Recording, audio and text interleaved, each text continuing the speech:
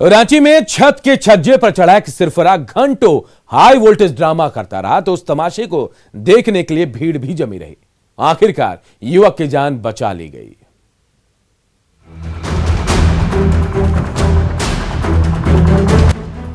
इमारत के पहले तल्ले की खिड़की पर लटका सिरफरा तमाशा कर रहा है, जान देने की धमकी दे रहा है तो कभी नीचे कूदने का दिखावा कर रहा है।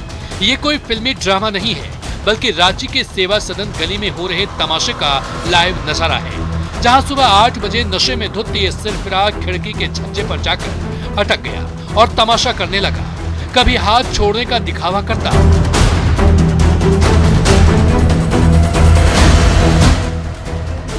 तो कभी पैर पर खड़े होकर करतब दिखाने लगता।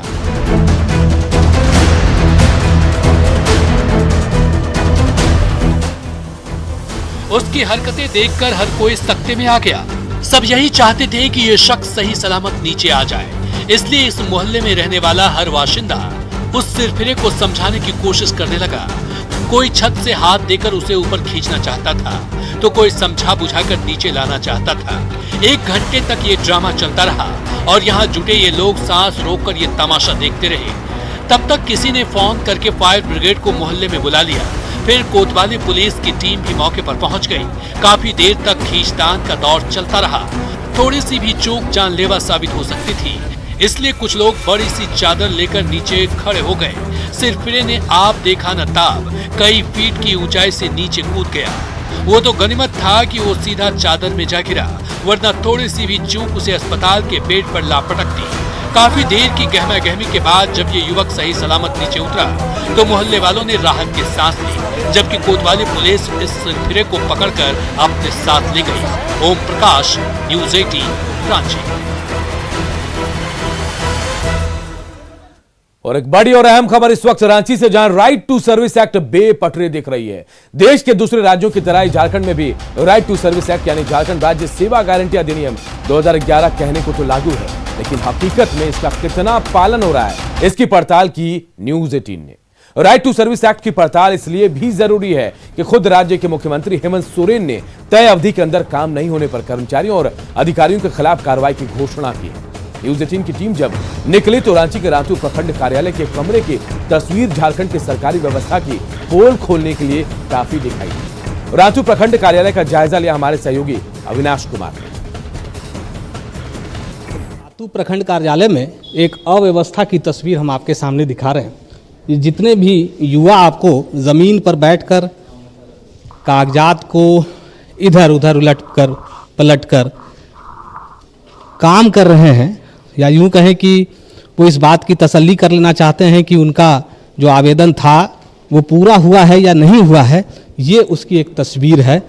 क्या नाम है आपका? आर्यन राज। क्या खोज रहे हैं भाई? सर्टिफिकेट बोनाफाइड जातीयवास बनवाने के लिए दिए थे। तो ऐसे नीचे क्यों खोज रहे हैं? ऐसे ही होता है यहाँ क्या? पता नहीं। कब दिए थे? कल। या ऐसे रोज ऐसे ही खोजते हैं आके क्या आप लोग? नहीं, तो फिर ऐसे ही खोजा जाता है। यहाँ आने से ऐसे जिसका बन गया हो यहाँ नीचे रखा रहेगा। हाँ, और फिर अगर हम चाहें तो आपका वाला लेकर चले जाएं तो कोई रोकेगा? नहीं तो सब अपना अपना लेता है, अपना देखता है, खोजता है, उसके बाद लेता है। तो फाइलिंग क्यों नहीं है? सर तनिक है कि हम लोग स्टाफ की कमी के कारण ऐसा व्यवस्था किए हैं, बाकी तो हम लोग दे ही रहे थे।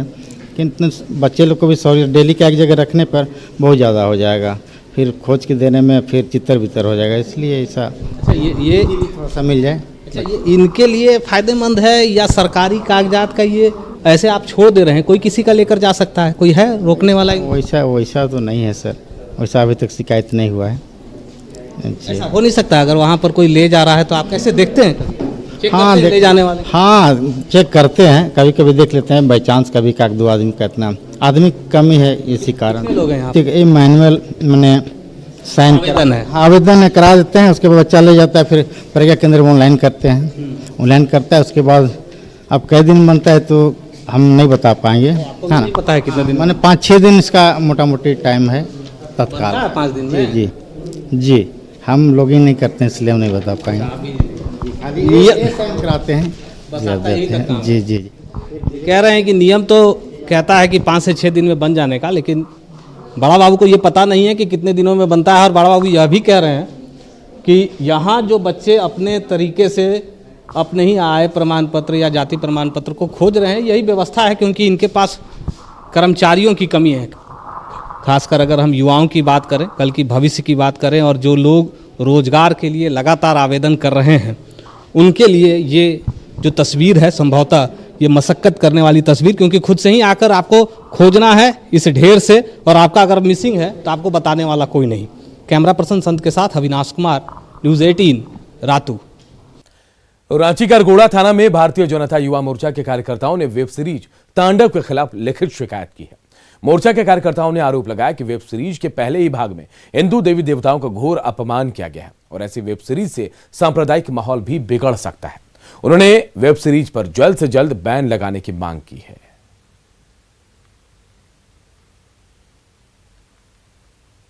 देखिए 16 जनवरी को OTP प्लेटफॉर्म पे तांडव करके एक सीरीज आया, जिसका पहला भाग ही अभी आया है, और अगर आप उसको देखिएगा तो उसमें हिंदू देवी देवताओं का अपमान किया गया है, अभद्र भाषा बोला गया है, भगवान शंकर के चेहरे पे क्रॉस दिखाया गया है। धर्म के जो भी अनुयायी हैं उनके भगवान पे अगर इस तरीके का मजाक उड़ाया जाएगा, और आजकल ये फैशन बन गया है, ये लेफ्टिस्ट लोग इसको पूरी तरीके से एक फैशन बना दिए हैं और उससे पैसा कमाने का काम कर रहे हैं। मैं आपको ये बता दूं कि युवा मोर्चा का एक एक कार्यकर्ता सनातन धर्म की रक्षा के लिए प्रतिबद्ध है, कटिबद्ध है, और पूरी जीवन उस सनातन धर्म के प्रति वो अपना न्यौछावर करने के लिए तैयार है। इस तरीके का अगर कोई होगा तो इसके बाद आज हम लोगों ने FIR किया है, इसके बाद आक्रामक हम लोग इसमें कार्यक्रम भी करेंगे सड़क पर। गुमला के विभिन्न इलाकों में किसान इन दिनों धान की बिक्री की सही रूप से व्यवस्था नहीं होने से औने पौने दाम में बिक्री करने को मजबूर है। लोगों के घरों में धान रखा हुआ है लेकिन उसके दाम नहीं मिल रहे। इधर लैंप्स का चक्कर काटकर परेशान हो रहा किसान किसी तरह बिचौलिए के हाथों ठगे जाने को मजबूर है। अधिक जानकारी दे रहे हमारे सहयोगी सुशील कुमार सिंह। बाद भी किसानों को काफी परेशानी का सामना करना पड़ता है।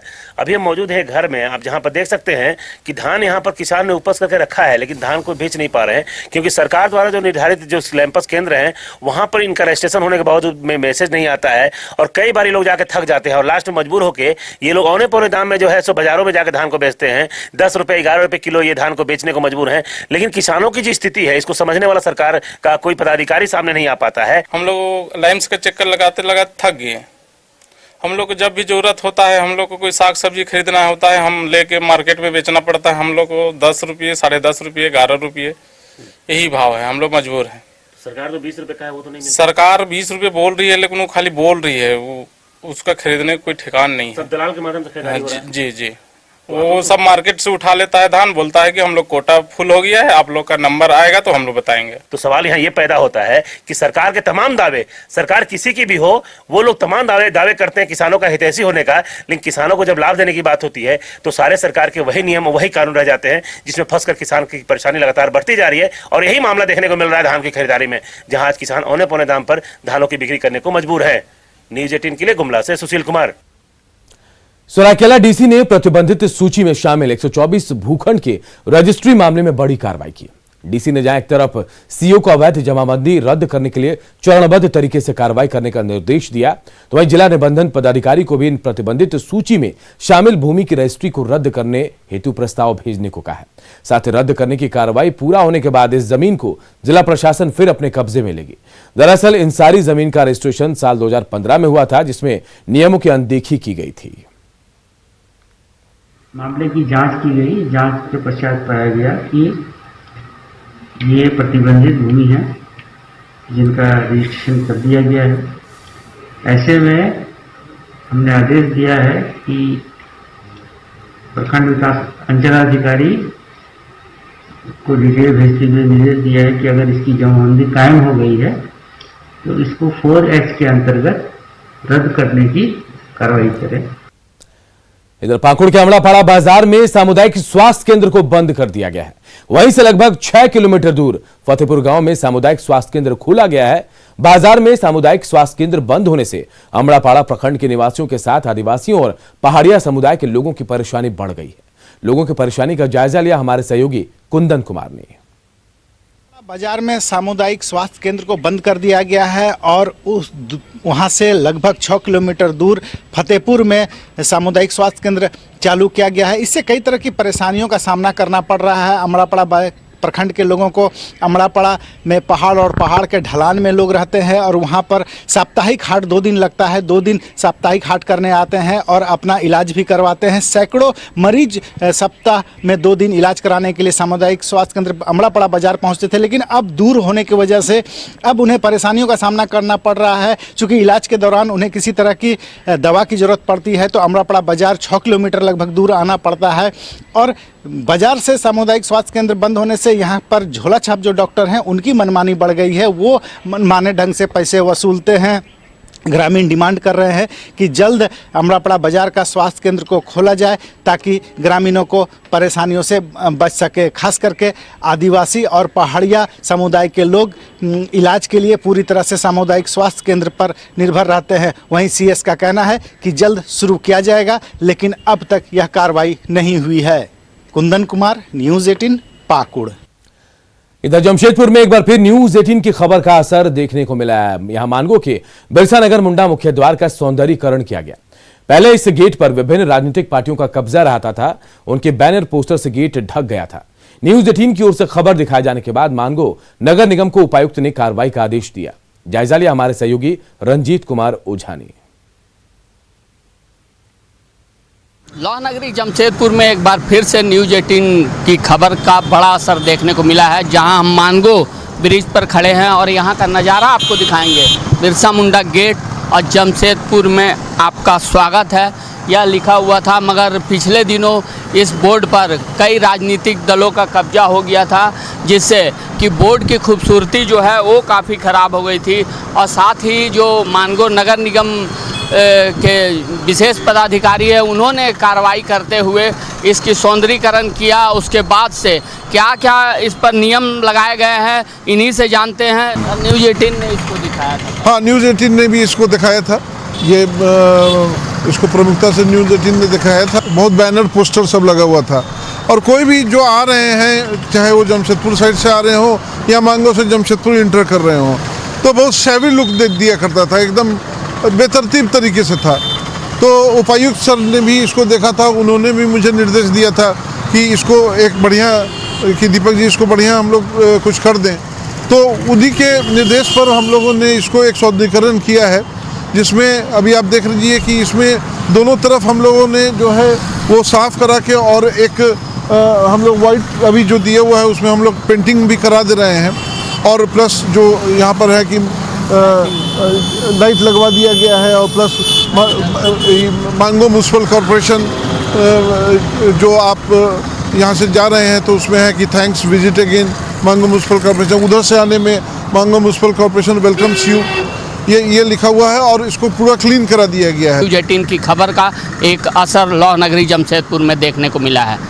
न्यूज़ 18 के लिए जमशेदपुर से रंजीत कुमार ओझा। इधर रांची में गणतंत्र दिवस की परेड में इस बार सुरक्षा बलों की 10 प्लाटून शामिल होंगी।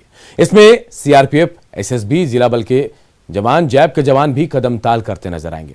गणतंत्र दिवस की तैयारियों को लेकर अभी जो तैयारियां हैं वो तेज हैं। स्टेज की साफ सफाई के साथ लोगों के बैठने की जगह भी तैयार की जा रही है। गणतंत्र दिवस पर राजधानी रांची के मोरहाबादी मैदान में राज्यपाल झंडोत्तोलन करेंगे। इस दौरान झांकियों के साथ साथ परेड भी होगी, जिसे लेकर तैयारियां दिखनी शुरू हो गई हैं। परेड समारोह अब सामने आ रहा है, इसलिए यही 10 बटालियन जो है पिछले 2-3 दिन से लगातार प्रैक्टिस कर रही है। और हम लोग जो है एक नियमित शेड्यूल के तहत हर दिन जो है 2.5 से 3 घंटे परेड को इंडिविजुअली, प्लेटून्स को इंडिविजुअली और हम लोग एज अ यूनिट भी साथ में प्रैक्टिस कर रहे हैं। साथ ही साथ सभी को हिदायत कर रहे हैं कि सभी लोग मास्क पहने और अपने आप को अभी जो है कम से कम भीड़ भाड़ वाले इलाके में कम से कम जाएं। गारचिला के टूसू मेले में रंग बिरंगे परिधानों में सजे धजे आदिवासी ढोल नगाड़ों की थाप पर थिरक रहे हैं। यहां उत्साह और उमंग का ऐसा मेला लगा कि हर कोई उसमें खो सा गया है।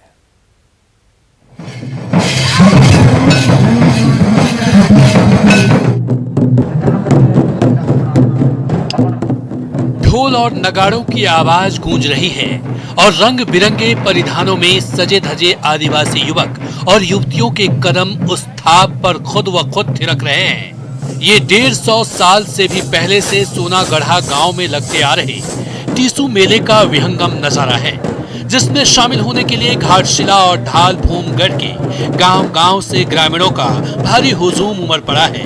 तो ढोल नगाड़ों की थाप पर एक दूसरे का हाथ थामे ये आदिवासी परंपरागत पाता नाच में झूमते नाचते नजर आ रहे हैं।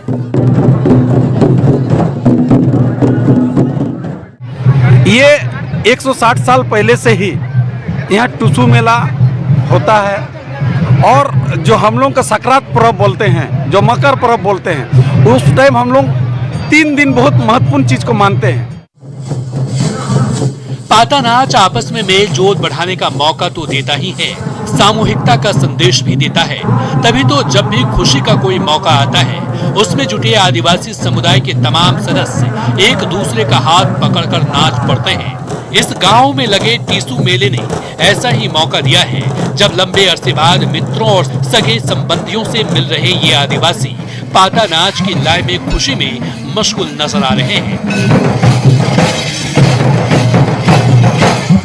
सैकड़ों साल से 100 साल से भी ऊपर हो गए इसको परंपरा को बचाए हुए हैं। ये गांव के लोग, गांव के प्रधान, गांव के 5 जो हम लोग पंच बोलते हैं वो, और ये कमेटी जिन्होंने इस परंपरा को बचा करके रखे। इस मेला जब पूजा के साथ जुड़ा हुआ है, ये आस्था के साथ जुड़ा हुआ है।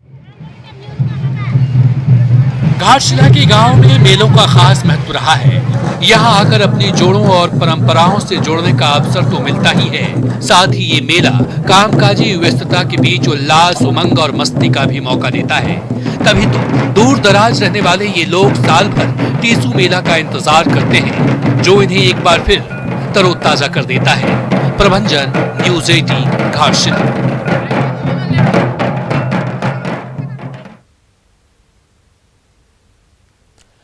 एक जीनियस की पहचान छोटी उम्र से ही हो जाती है, चाहे लता मंगेशकर हो या फिर सचिन तेंदुलकर। इन्होंने अपना कमाल छोटी उम्र से ही दिखाना शुरू कर दिया था। नेटवर्क 18 भी ऐसे ही कुछ जीनियस को आपके सामने ला रहा है। बायजूस यंग जीनियस में इस बार हमारे साथ जुड़े लिएंडर पेस इन बच्चों का उत्साह बढ़ाने के लिए। Pooja is a great talent for India. Young 9-year-old who's so focused at her craft and to be an athlete.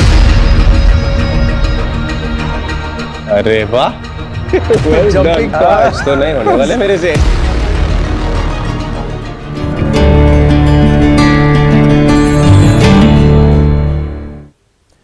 और जो आज झारखंड के इस बुलेटिन में इतना ही, लेकिन खबरें लगातार जारी है। देखते रहिए न्यूज़ 18 बिहार झारखंड।